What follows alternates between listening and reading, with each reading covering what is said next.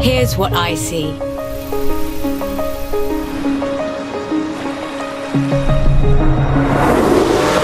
I see a festival that never ends. Where you can be whatever you want to be. It's not your dream. Welcome to Britain, and welcome to Forza Horizon 4. A very big thank you to the good people over at Microsoft Australia who have allowed us to try out the beauty that Forza Horizon 4 has on offer just a little bit early.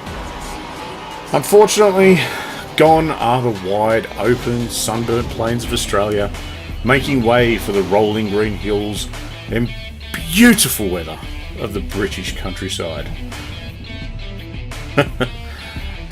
Sorry, I had to throw that in there. Developer Playground Games has shown off their own backyard with this instalment in a beautiful way. The rolling hills, narrow back roads lined with small stone walls, and even the occasional flock of roaming sheep. Players returning to Horizon are not going to see a whole lot that they haven't seen before.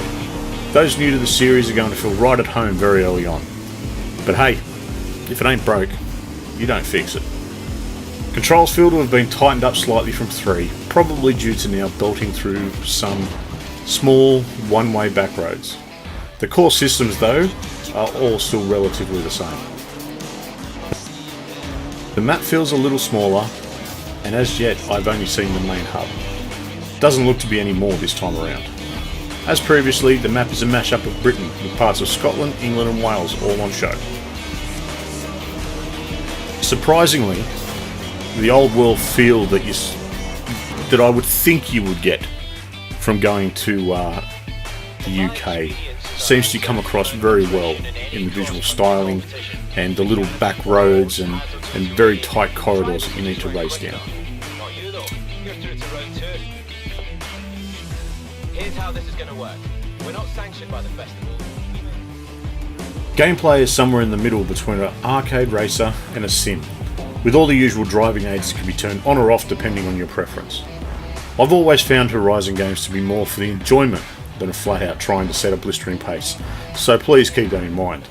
If you want a bit more ABS or stability on to help you feel like a badass drifting through corners, then go and do it.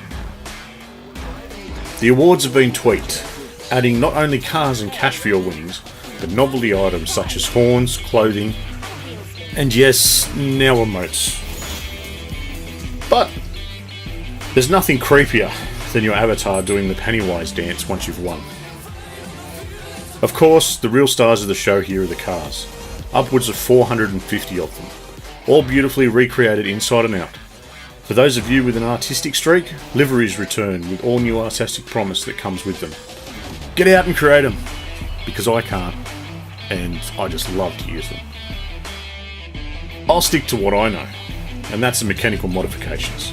There seems to be a bit more availability of wide-body kits for more cars, and you can now get lift kits for four-wheel drives to turn them into cross-country weapons.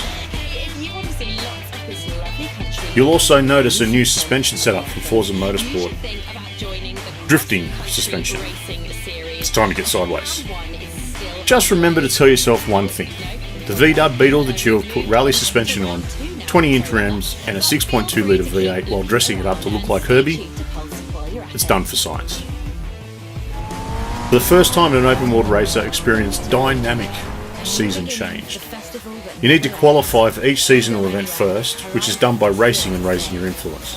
Raising your influence can be achieved just by driving around, smashing into things, boards, drifting, getting sideways, doing all the usual stuff that you do as you run around, competing in events, and of course races as well.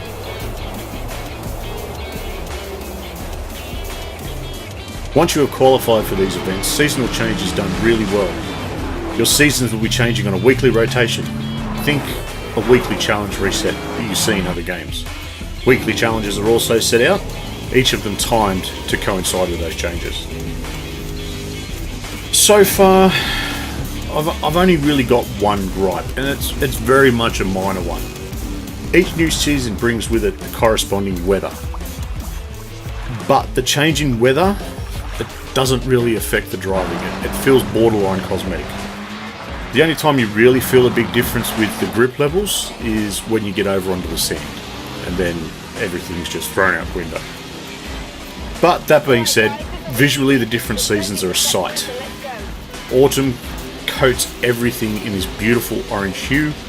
Spring and summer seem full of life and the showers that go with it. But the biggest change in the whole area is during winter.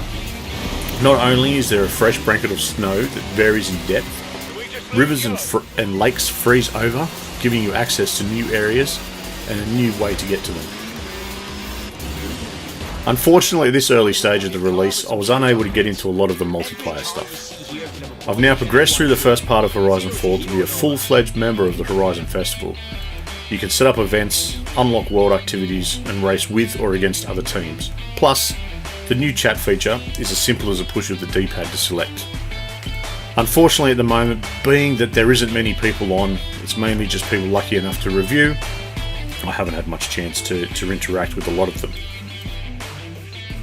Overall, Forza Horizon 4 gives a familiar feel with enough new tweaks and enhancements to have fans coming back and newcomers enjoying the jump-off point. Forza Horizon 4 is releasing in Australia 2nd of October 2018 on the Xbox One, One S and enhanced for the One X, and I believe you can cross-play it on PC as well. Thanks everyone for listening and checking out our review. I've been Snooze. Leave a comment below, and I'll see you for the next one.